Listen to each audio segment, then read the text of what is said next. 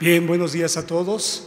Agradezco mucho la invitación de poder compartir con ustedes algo que para mí es importante, es algo que sí me ha apasionado y que creo que es importante para quien está en el primer contacto.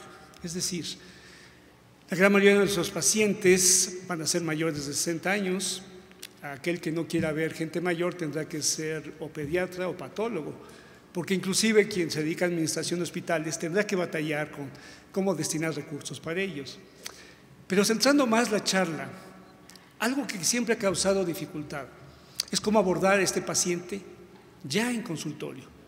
¿Por qué? Porque tenemos el mito de que es un paciente que te va a quitar tiempo, es un paciente que tiene muchas dolencias, quejas, y que en un momento dado te va a dificultar o quizás atrasar tu consulta. Sin embargo, vamos a ver que sí hay forma de poder incidir y sobre todo la forma en que se presenta la enfermedad en el adulto mayor es totalmente diferente. Muchas veces es el gran choque, no encaja su cuadro clínico con mi referente en el cual yo tengo una bibliografía o una serie de síntomas y esos no encajan y no puedo armar un diagnóstico. Esta gran dificultad en un momento dado se vuelve tan difícil que entonces el médico puede optar por no querer ver gente mayor, la cual no es la mejor forma.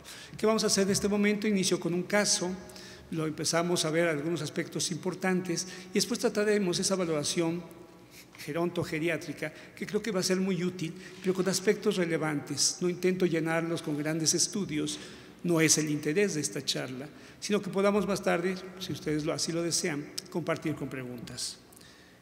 Bien, este es un día típico para cualquiera de nosotros. Es un paciente que tiene ya una edad, 72 años, portador de enfermedades crónicas degenerativas, hipertensión, diabetes, que ingiere varios fármacos debido a ello. Pero aparte, lo saben, también ingiere vitaminas, ingiere suplementos. Sin embargo, te es traído porque el paciente se queja de algo. Él se queja de que le duele y que no puede moverse. Se queja también de que ya hay algunas molestias en sus piernas, pero sin embargo, la familia tiene otro aspecto, otra visión. Ellos dicen, no, doctor, se lo traigo porque le falla la memoria, no duerme, y yo quiero que le dé algo más, inclusive algo que tenga que comprar aunque me cueste muy caro. Estas situaciones son relevantes, la hemos visto continuamente, y es un día típico para cualquiera de nosotros. El problema en este paciente es que este tipo de circunstancias muchas veces consideramos como normal o así son todos los pacientes y ahí empieza el primer error. Algo relevante que siempre pregunto es ¿quién es o quién ha sido tu paciente? El motivo por el cual ha sido llevado a consulta es variable. Puede ser porque lo aquejan muchos síntomas, puede ser porque no tenga diagnóstico, ¿sí? Claro, me va a decir, doctor, ahí dijo usted que tiene hipertensión y es diabético. Sí, ¿y los demás síntomas? Es por su edad, doctor, tiene 72 años, creo que ya es tiempo de que padezca de todo ello. No es así. Puede ser porque ya consultó a otros médicos o, ojo, porque ya aumentó su dependencia. Esta parte es vital y lo vamos a ver, porque se siente solo o teme enfermar, o la familia es la que dice hay que actuar porque lo veo diferente. O también, ¿por qué no decirlo? Vengo porque me quejo del médico. Esta parte puede llegar a ser. El problema de diagnóstico no está en ponerle etiquetas como osteoartrosis, diabetes mellitus, incontinencia urinaria, como vimos, trastorno del sueño, inmovilidad, tal vez insuficiencia venosa, tal vez una neuropatía diabética, que era parte de lo que tiene nuestro paciente. Sino aquí vienen a colarse y a mezclarse dos aspectos fundamentales que nos llevan a un concepto que se llama fragilidad. Eso lo han escuchado, es un concepto que ya tiene mucho tiempo. ¿En qué consiste?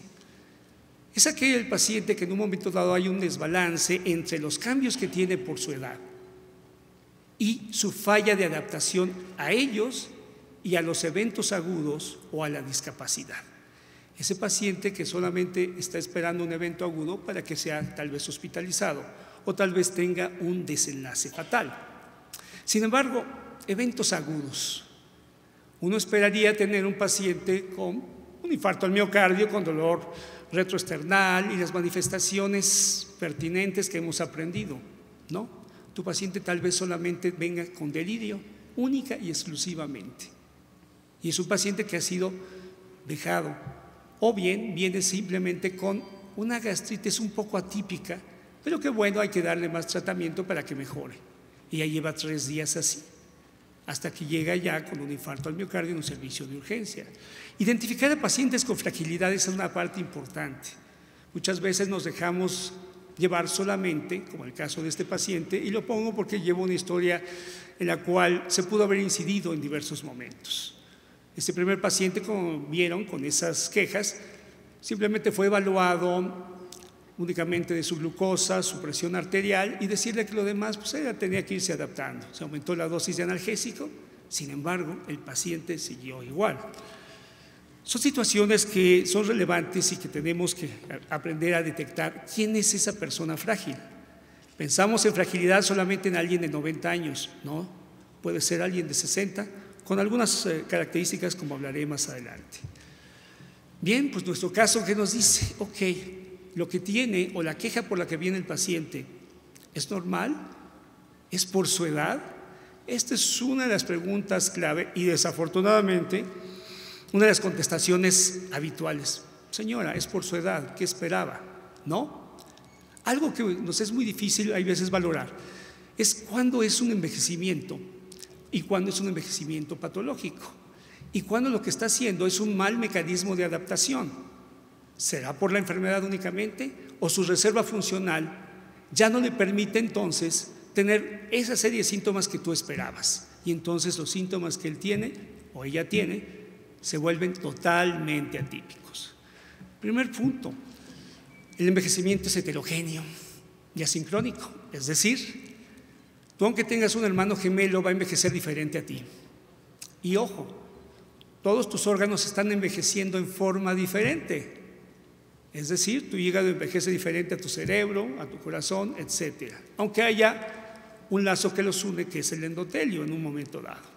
Entonces, si no identificamos, en este artículo de Heidi, en la revista de la Sociedad Americana de Geriatría,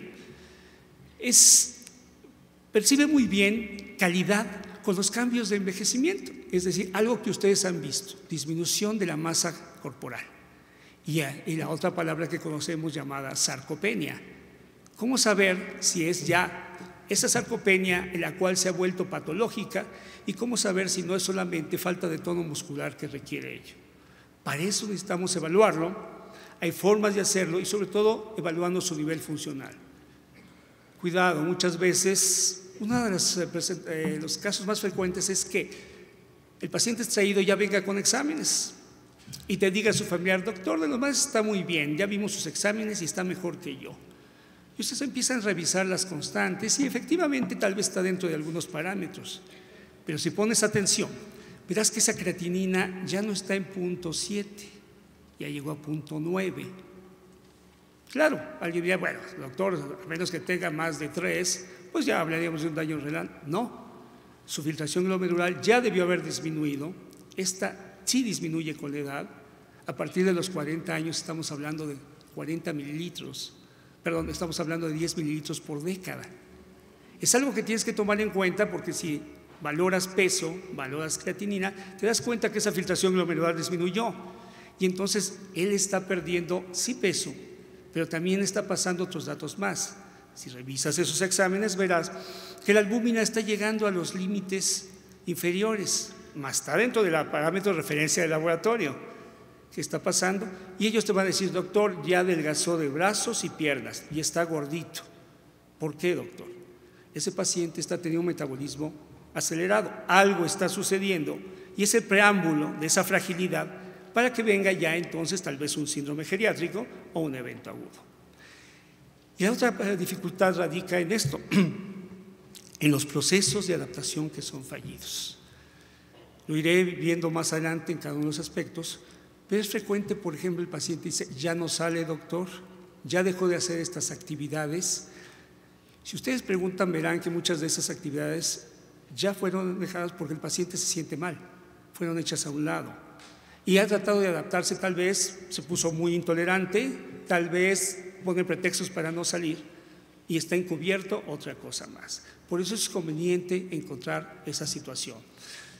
Cambios por envejecimiento, un ejemplo muy fácil, es el paciente que dice: doctor, no tengo hambre y yo necesito, no me saben nada los alimentos. Ustedes revisan, no encuentran muchas cosas, pero sí encuentran que en sus hábitos el señor ha estado utilizando una gran cantidad de irritantes.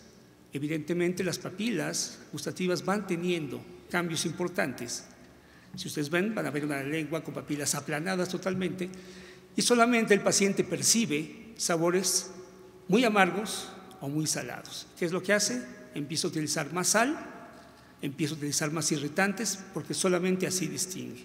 Y lo que empezó como un cambio por envejecimiento se convierte después en una patología, porque esa situación de irritantes condicionó algún problema de gastritis, una enfermedad por reflujo, por lo cual él ya no quiere comer. ¿Y la familia qué hizo? Inició vitaminas, complementos, y no funciona. Y eso empezó con un mal proceso de adaptación. Y viene la otra cosa, bueno, ¿es mi padre o es el paciente un adulto mayor o un paciente geriátrico? Usualmente los médicos usamos indistintamente los dos nombres, pero sí hay una diferencia. ¿Por qué tenemos que estar hablando ahorita del adulto mayor? ¿Nada más por un tema para rellenar un programa? No. En 1982 se hace una asamblea mundial en Viena.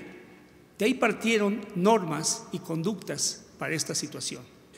Estas normas y conductas lo que intentaron es crear en el mundo conciencia de ello. Asamblea que se repite en el año 2002 en Madrid, en el cual se habla de no discriminar al adulto mayor. Y ahí empiezan estos conceptos, porque los 60 años pues es un concepto económico, proviene de la Primera Guerra Mundial, en la cual aquellas personas que habían luchado y que quedaban discapacitados, amputados, etcétera, la gran mayoría rondaba sobre esa edad. Empiezan los conceptos de pensiones. El problema es que este concepto desde ahí hasta acá no ha variado.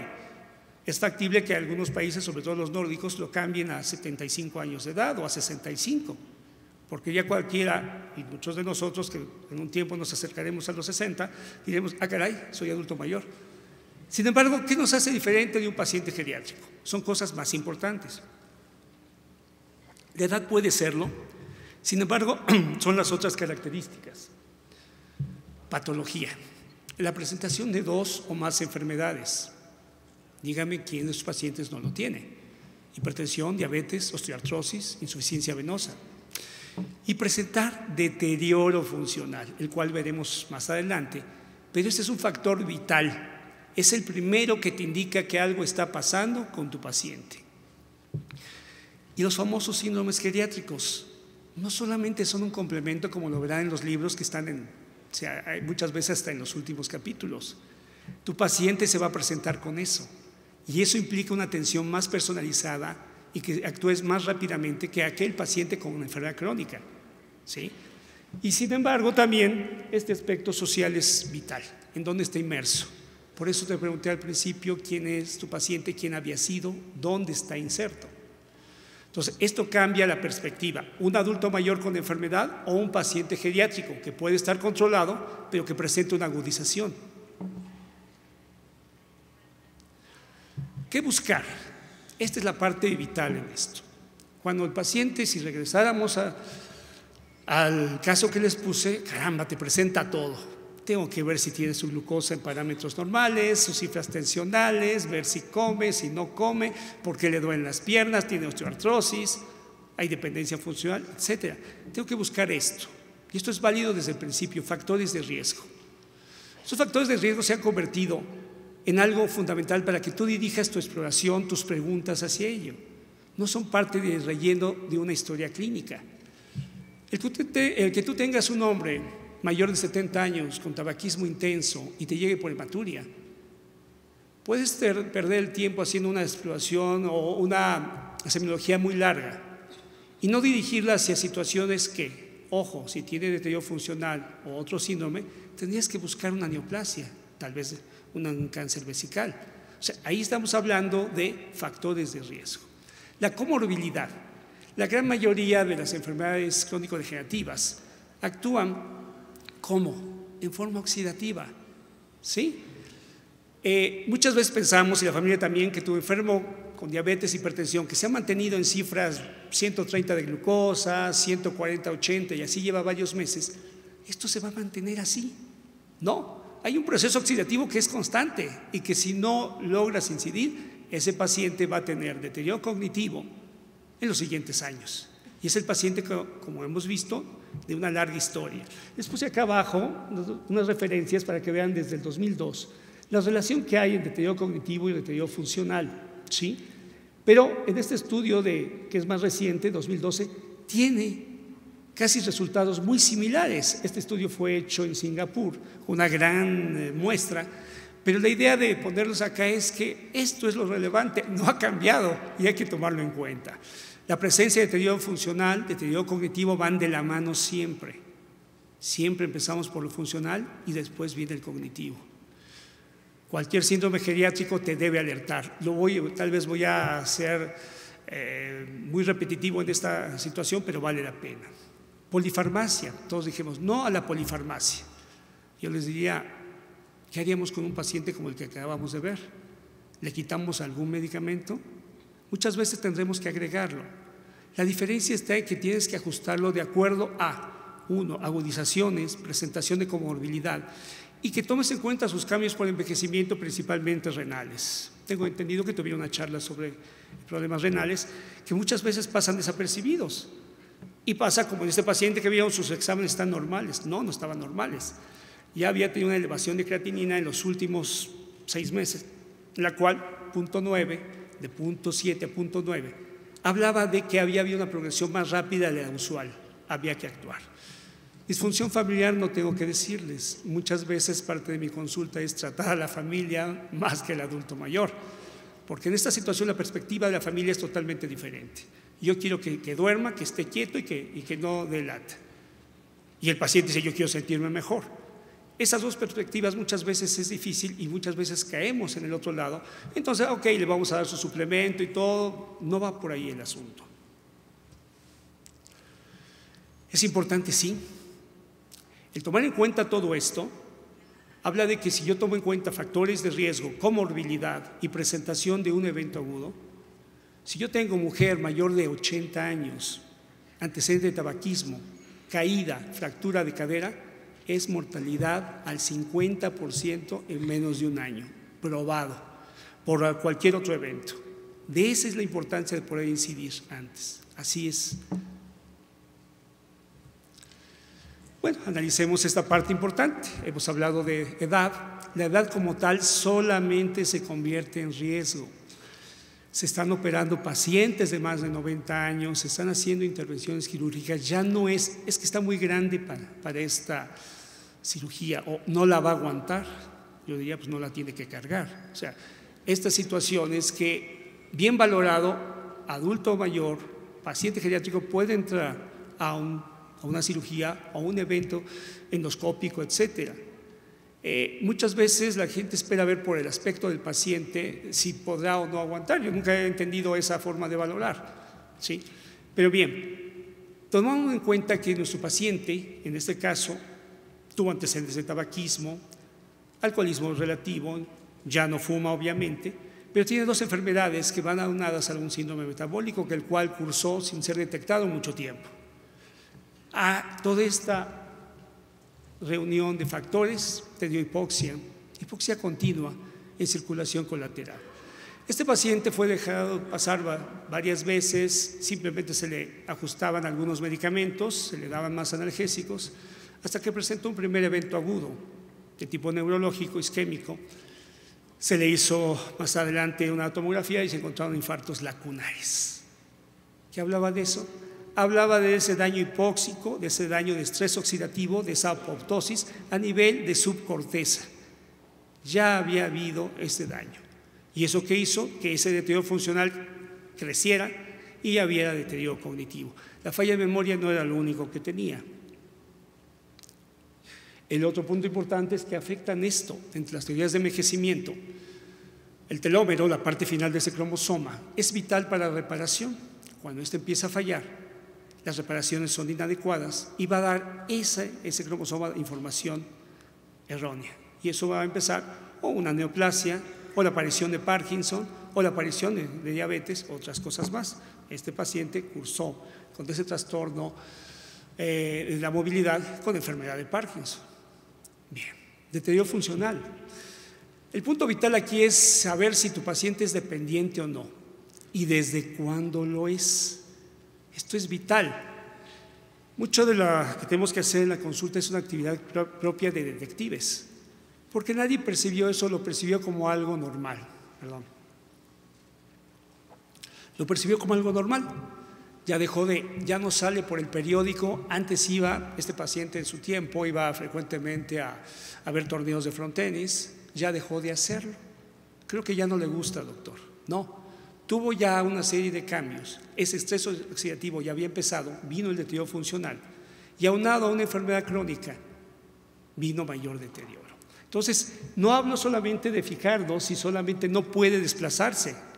Hay que averiguar por qué. El que tenga la etiqueta de osteoartrosis y que puede ser un factor para eso, no implica que no averigües lo demás si aparte tiene enfermedad crónica, edad, antecedentes de factores como tabaquismo intenso toda su juventud.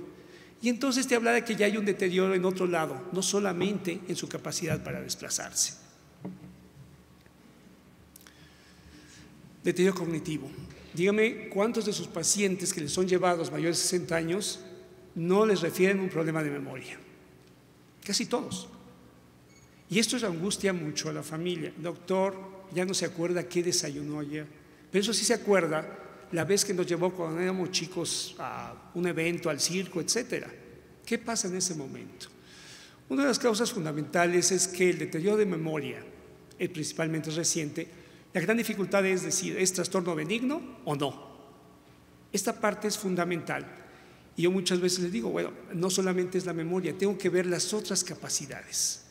Cuando hablamos de deterioro cognitivo estamos hablando de déficit de capacidades mentales superiores. Memoria reciente, retrógrada, memoria de procedimientos, lenguaje, articulación de pensamiento, contenido del pensamiento, percepción visoespacial importantísima y orientación. Hace unos años me he llevado a un paciente de 70 años por un problema de próstata y tenía datos de prostatismo muy agudo. Al preguntarle su edad no me dijo nada y después pregunté qué hacía. Dije, pues, él generalmente está en el negocio familiar, maneja el auto. Ah, muy bien. Entonces pregunté, ¿pero no sabe su edad? No, generalmente un paciente te dice, no la recuerdo, soy ya muy mayor, o no quiere decirla, o te dice que es de 1900 y pico, etcétera.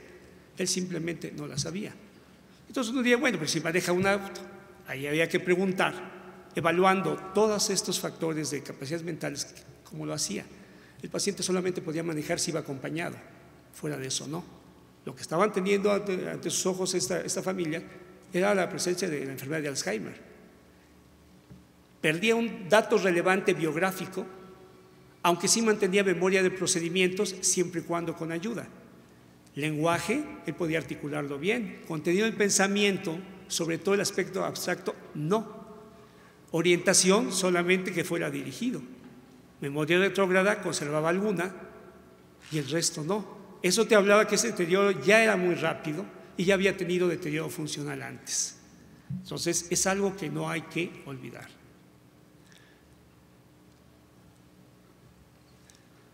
Los síndromes geriátricos, ¿sí? Esos que están quizás al final del libro, que yo digo que son los más importantes. De esos autores, Sharon Inoue, Mari Tinetti, hay una prueba de ella, de Tinetti, de desplazamiento en consultorio, es decir, cuánto tarda en levantarse de una silla sin ayuda, desplazarse 3 o 6 metros y regresar, girar. Esa prueba es tan sencilla, la puedes ver desde que entra a tu consultorio el paciente, desde cómo se sienta, si lo ayudan a levantarse o no. Desde ahí te está hablando de presencia de algo. Delirio como tal lo van a encontrar en DSM-4, ya pronto viene el DSM-5, en 2013 va a ser lanzado. Y los criterios del síndrome confusional agudo o delirium siguen siendo los mismos. Alteración del estado de alerta, ¿sí? Desorientación. Es un paciente que te puede llegar así. ¿Y qué significa esto? Simplemente significa que hay una enfermedad agudizándose en ese momento. Delirio no es igual a darle diazepam. es igual a preguntarte qué le está pasando. De otra forma, vas a fracasar y ese paciente va a acabar con un evento agudo no diagnosticado. La segunda circunstancia es incontinencia fecal y urinaria. Paciente que estuvo internado 4 o 5 días en un hospital y que es egresado y te dice, doctor, pero ya tenemos que utilizar pañal. Bueno, eso es por el tiempo que estuvo. Sí contribuyó, pero si debuta con esa incontinencia fecal o urinaria, ya hubo un evento agudo, principalmente neurológico, que debió haber sido diagnosticado. La inmovilidad como tal, esta sí produce problemas. Muchos pacientes presentan hipotensión ortostática al levantarse y entonces prefieren estar acostados. Y la familia dice, pues si así está tranquilo, mejor. Si no tiene una condición que indique que deba estar acostado ese paciente, por favor, como yo les digo, levántelo y siéntenlo. ¿Por qué? Porque ese corazón se va a acostumbrar a latir muy bajo en una posición acostado. Entonces, ¿qué va a suceder? Esa hipotensión va a dar mala información, va a los receptores, va a fallar ese corazón y ese paciente cada vez va a juntar más síndromes. Después de la inmovilidad viene la incontinencia y la incontinencia vienen las escalas y es una escala prácticamente la famosa declinación, ¿sí? Esa pendiente de declinación que existe. ¿Qué no debemos olvidar? Polifarmacia. Si se percataron, este paciente ingería parte de sus fármacos, ingería suplementos, vitaminas, etcétera. Por favor, suplementos y situaciones de tipo, entre comillas, natural, todas pasan por el hígado. Todos causan efecto, hasta los alimentos. Entonces, por favor, no muchas veces utilizamos esto con idea de decir, esto es natural, no le va a afectar. Sí contribuye. Recuerdo a veces un amigo urólogo le refería a un paciente por una hiperplasia de próstata, lo opera y me dice, oye, el posoperatorio no ha dejado de sangrar. Y le digo, ¿interrogaste qué más está tomando? No, fármacos no. Pero tomaba varias pastillas de ajo y otras. La gran mayoría, el té verde, pastillas de ajo y todo, el efecto que tiene es un poco similar a un antiagregante plaquetario. No tiene el mismo efecto ni la misma repercusión, pero tomándolas en forma continua, pues este señor no se agrava y no paraba de sangrar, ¿sí? Entonces es algo que debemos ver. Segundo punto, lo atípico de una enfermedad. No esperen el infarto agudo con los síntomas. No esperen una neumonía con tos o con fiebre. Simplemente va a tener delirio. Punto. Y ya ves más deterioro funcional. Ahí va el ser tan perspicaz de poder buscar lo que queremos. Familia, es importante ver en dónde está insertado este paciente. ¿Por qué? Porque muchas veces te visita con un familiar o con otro y tú tienes que detectar quién es el líder, quién es el saboteador y quién es el que se da la fuga. Si no cuentas con eso, no vas a tener la ayuda de la familia. La discapacidad la debes de ver no solamente como un obstáculo, sino como algo que puede indicarte, si es bien valorada, que el daño es mayor. ¿Qué pasó con nuestros pacientes y qué pasó desapercibido? Bueno, si ven, hipertensión de 20 años, evolución muy larga, inestabilidad de caminar, incontinencia urinaria, presencia de un síndrome geriátrico y la inestabilidad del caminar. ¿Por qué? Si tenía una masa muscular disminuida, un tono muscular disminuido, esta es una característica clásica de sus pacientes. Doctor, cada vez que camina a unos metros y se va de lado. Y le pregunta al paciente y el paciente les dice, tengo mareo. Si ustedes se quedan con la idea, lo van a cubrir con una serie de medicamentos antivertiginosos sin mejoría. Pero si le preguntan cómo es ese mareo, él dice, no, nada más me voy de lado. No es el clásico mareo. ¿Qué está pasando? Su centro de gravedad está en la pelvis y en la parte abdominal. Si tengo pérdida de tono muscular, ¿qué creen que está sucediendo? No controla su peso al caminar y entonces va a tender casi siempre al lado dominante de camina. Esta parte es fundamental porque si no inicias un proceso de rehabilitación funcional, ese paciente, el siguiente paso es andadera y el segundo cama. ¿Sí? Entonces es importante, este era un cambio por envejecimiento, el otro era un síndrome geriátrico, cambio por envejecimiento. Y finalmente todo esto estaba aderezando la agudización de un proceso que vino después, que fue un evento agudo cerebral. ¿Sí? La memoria, había que evaluar varias cosas más, no solamente la memoria. ¿Cómo hacerlo? La evaluación geriátrica múltiple tiene varios componentes, entre ellos estos. Hay un sinnúmero de escalas, los pueden encontrar. Lo que voy a hacer es hacer más conciso en esta parte, en la cual es algo que no deben olvidar. Tu diagnóstico nosológico, sí, tiene las etiquetas de las demás enfermedades, pero ya está teniendo otras cosas agregadas. Y si tiene un síndrome geriátrico, considéralo como una enfermedad, tiene un origen. Diagnóstico funcional, hemos evaluado ya mucho. Diagnóstico mental, que es hablar no solamente de sus capacidades mentales, del ánimo. El ánimo es importante. El diagnóstico social lo veremos también. Tienes que preguntarte si esto es agudo, crónico o crónico agudizado. El problema está en que no lo vas a encontrar con ese paciente que lo trae con fiebre, tos, expectoración purulenta. El paciente simplemente dejó de hacer cosas, repito, y ya tiene trastornos del sueño, es decir, duerme en la mañana y en la noche está despierto y muy nervioso. Eso se llama delirio y tienes la obligación de buscar qué le está pasando. La gran mayoría de sus síntomas van a caer en esta parte. Problemas de regulación de temperatura. El paciente dice, es que él tiene mucho frío, todos tenemos calor, doctor.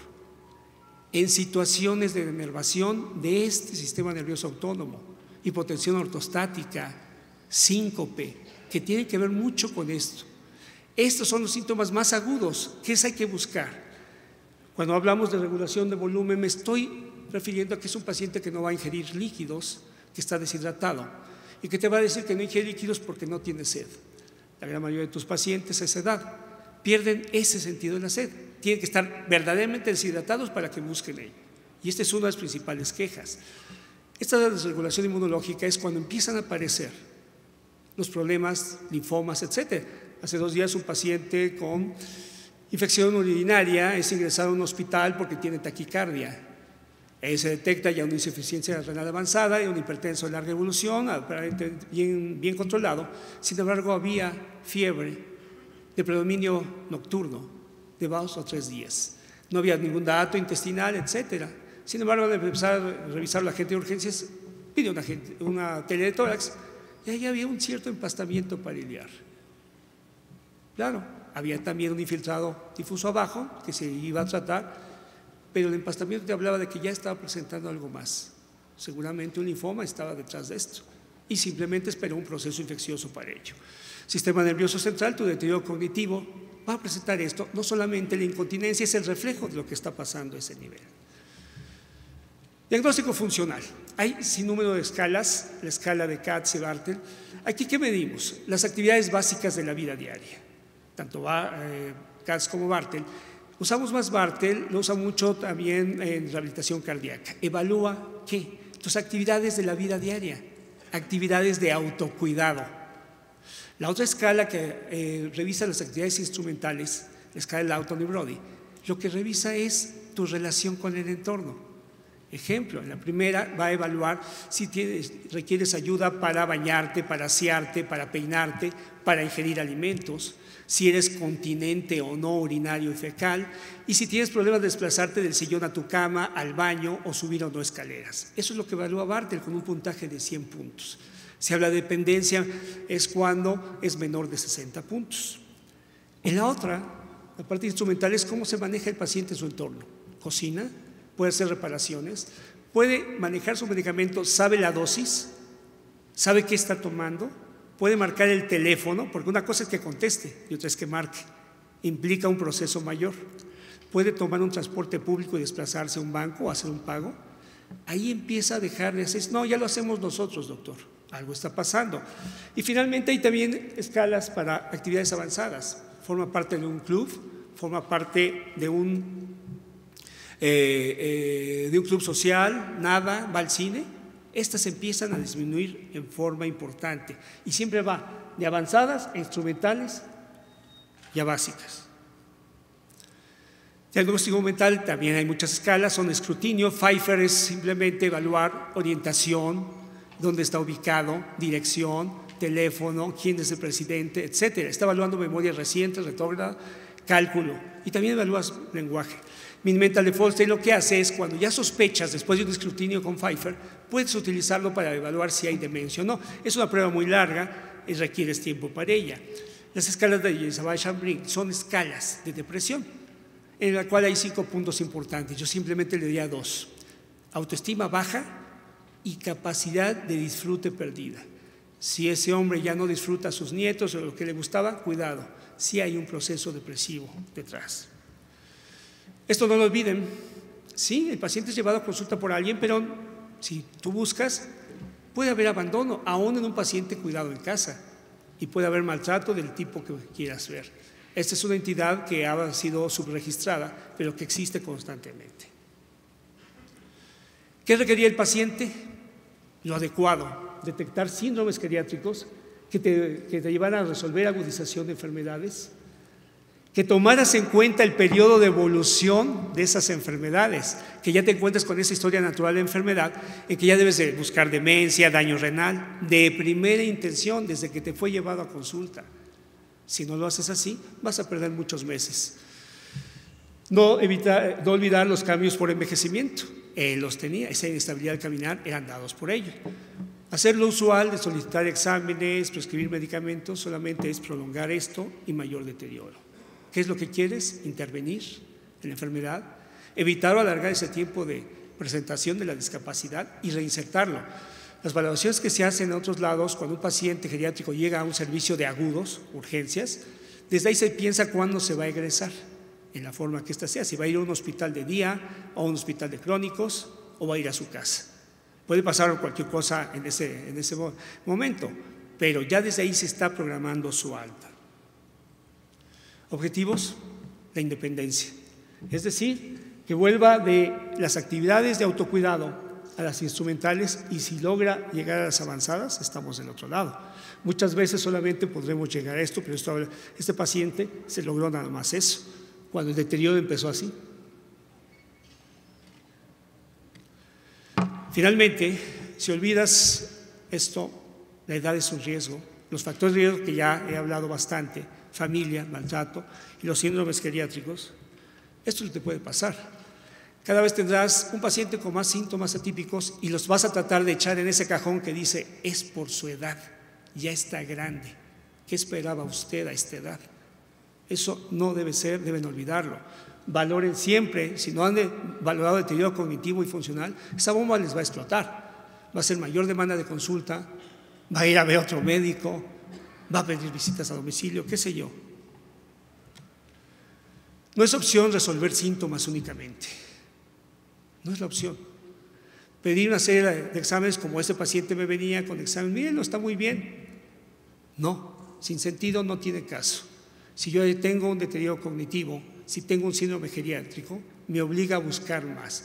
Si había deterioro cognitivo, tendría que haber buscado qué estaba fallando a nivel cerebral, tendría que haber tomado alguna alternativa de mejorar el tratamiento, de disminuir la oxidación de forma importante, la apoptosis también.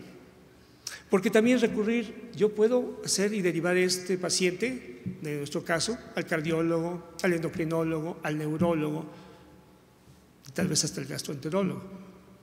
Pero eso no es la solución. Cada quien, y esto también pasó, el paciente llegó con 4 fármacos más. Y ahora la familia decía, ¿y ahora con qué continuamos? Entonces, esta parte es la... Y finalmente, bueno, pues, ¿qué es lo adecuado? La edad es igual a riesgo, no es un obstáculo para que no lo trates. Investigar atipicidad. Esto es básico e importante, la presencia de síntomas atípicos. No olvides esto, la historia natural de la enfermedad, la cual, ustedes la recordarán, si tu paciente tiene cronicidad, larga evolución de una enfermedad, va a presentar la parte final de esa enfermedad. Y tu valoración geriátrica es la herramienta para ello. Finalmente, con esto quiero decir que se puede abordar un paciente en forma más concisa, más dirigida, si tomamos en cuenta y nos percatamos de varios de los aspectos que comenté el día de hoy. Les agradezco su atención, muy amables.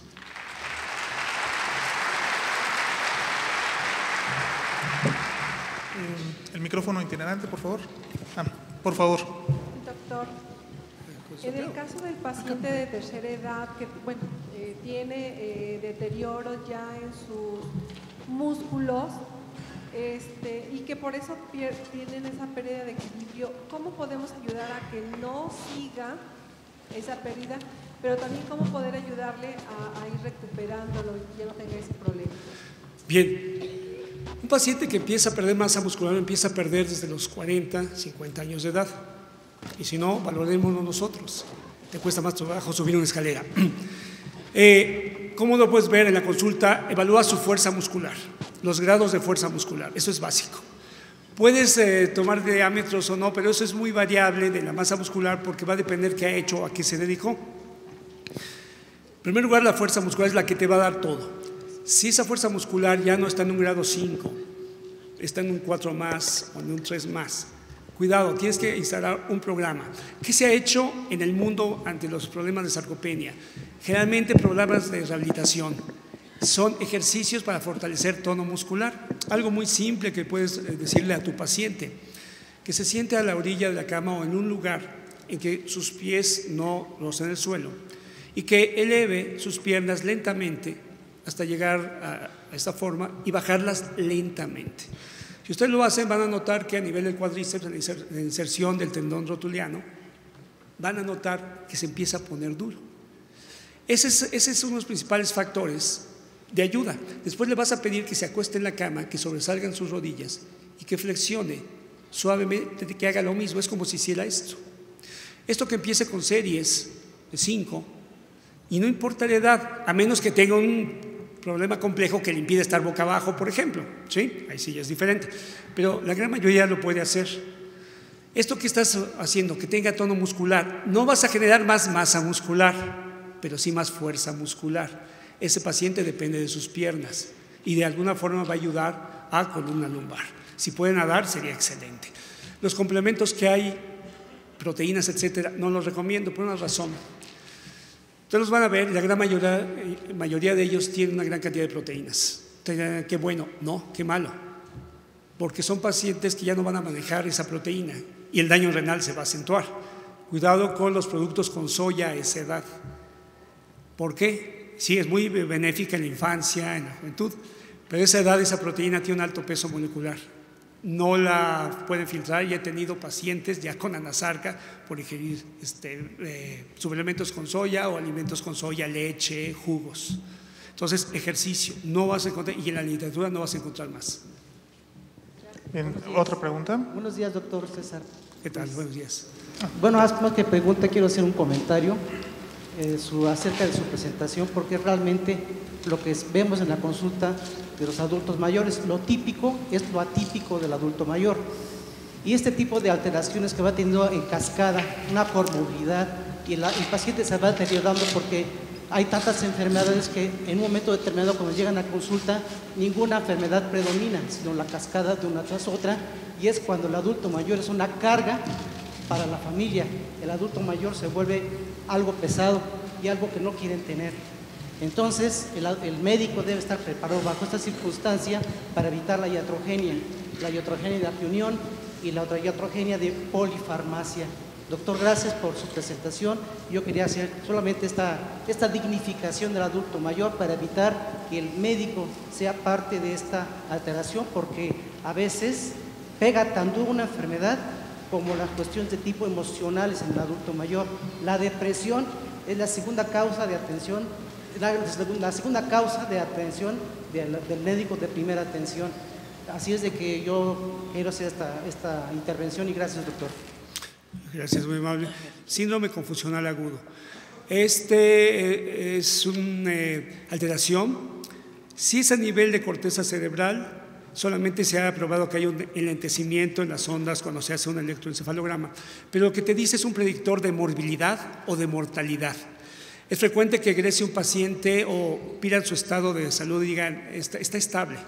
Estable quiere decir que sigue igual de mal como llegó o que tiene parámetros normales. Sin embargo, la presencia de delirio siempre te va a avisar que ese paciente se está deteriorando. Algo está pasando. Porque parte de las características del síndrome confusional no solamente es el estado de alerta, hay alteraciones en el estado del sueño, hay trastornos del sueño. Y es ese paciente típico, o pasa mucho en hospital, es un paciente que ingresó a urgencias, pasó 3 días desorientado, lo pasan a piso, tiene trastornos digestivos, se le pone metoclopramida, anticolinérgico, y en la noche empieza la función.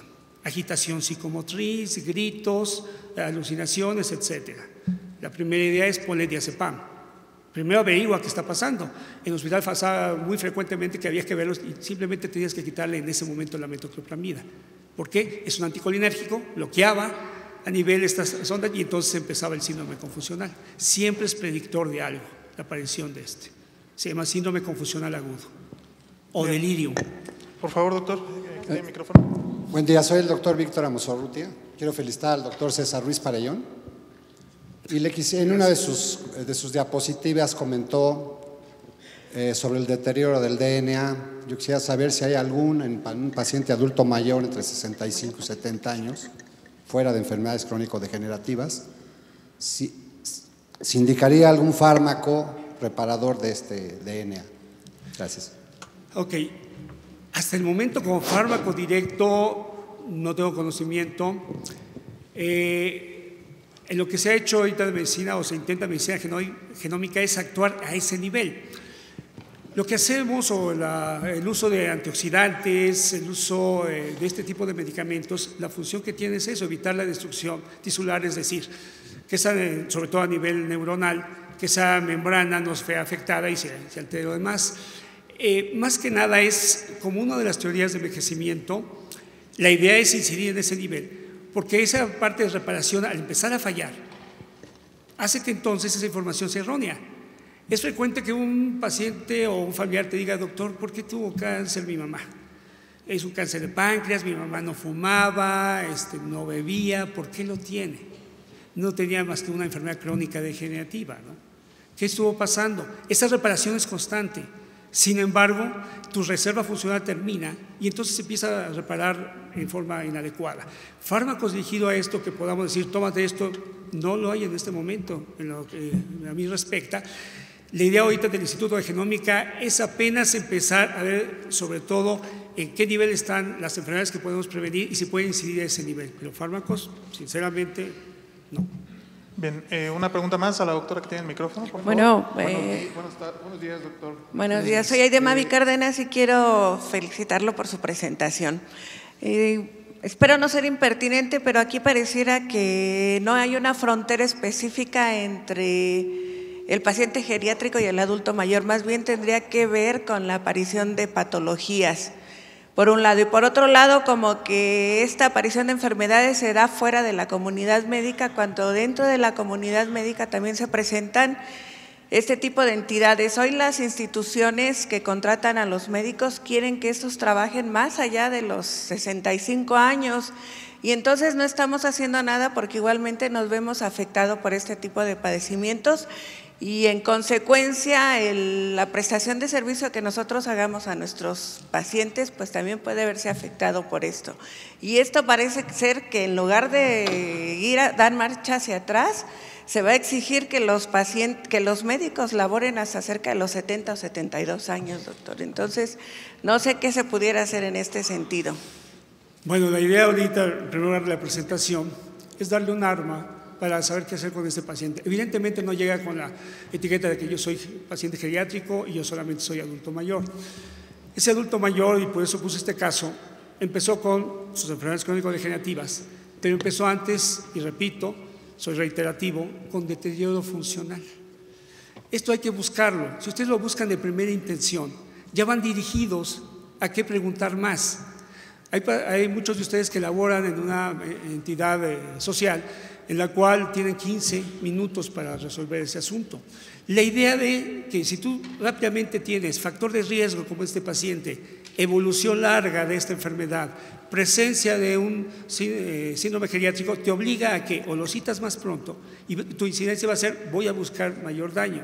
Si ese paciente en las primeras etapas solo empieza con deterioro funcional, es decir, dejó de hacer actividades avanzadas y ya nada más solamente hace instrumentales, entonces hay medidas de rehabilitación y lo diriges hacia otro lado. Puedes esperarte citarlo a un mes o más plazo. Pero ese paciente que tienes con una enfermedad crónica y que ha estado, entre comillas, controlado y normal, y que empieza con estos trastornos que son aparentemente de la edad, si no los logras discernir bien, lo vamos a dejar pasar. Y es el paciente que entonces te va a llegar con las manifestaciones atípicas de la enfermedad. Y es cuando va a haber una urgencia. Doctor, lleva 3 días sin dormir, en la noche se pasa muy agitado, alterado, no sabemos qué le pasa. Por favor, dele algo para que duerma. La pregunta es, ¿qué más está pasando? Bueno, ya no es para esta charla, pero hay toda una forma de estudio en cuanto a exámenes, qué pedir, qué no pedir para este tipo de pacientes, si es lo que requieres para apoyar tu sospecha diagnóstica. Pero si encuentras deterioro funcional y este es agudo, es decir, doctor, ya no sale a caminar, llevamos 2 semanas, aguas, algo está pasando. Si él te dice que lleva 6 meses en los cuales ya no lee el periódico, ¿por qué lo hace? No, es que no tiene ganas. Es que empiezas a hablar con él, al estar hablando con él, evalúas su lenguaje, su capacidad de abstracción, esta es vital. Si esta ya la ha perdido, seguramente hay deterioro cognitivo, que es esa capacidad de abstracción, es decir, que puede evaluar cosas abstractas como felicidad, como tiempo, etc.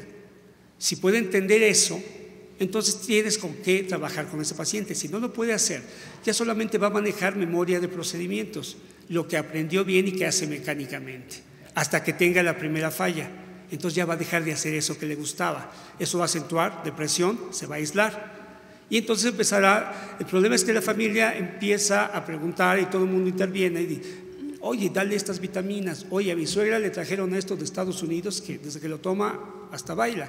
Entonces, ese tipo lo vivo en la consulta diariamente. Entonces, es buscar deterioro cognitivo, deterioro funcional y síndromes geriátricos. Si tienes factores de riesgo, tienes los 4 elementos para decir, tengo que incidir en este paciente. Y por historia natural de la enfermedad, finalmente te digo esto. Esa es la historia natural de la enfermedad que muchas veces aprendimos de Lever y Clark. Lever y Clark no eran médicos, fueron trabajadores sociales. Pero finalmente sirve porque lo que estamos viendo fueron todos esos pacientes que cuando teníamos criterios para detección de diabetes mellitus era más de 200 miligramos de glucosa. Por eso el punto de corte se bajó. Ya podemos detectarlos antes y poder incidir en ellos. Esos pacientes que dejamos son los que están teniendo esta historia natural de la enfermedad, que ahora te debutan con todo, demencia, daño renal. Eso es lo que hay que buscar. Hemos terminado por cuestiones de tiempo este bloque de preguntas y respuestas. Les pido un aplauso para el doctor César Ruiz. Doctor César, por parte del laboratorio le entregamos este reconocimiento y una muestra de aprecio. Vamos a continuar con nuestro programa.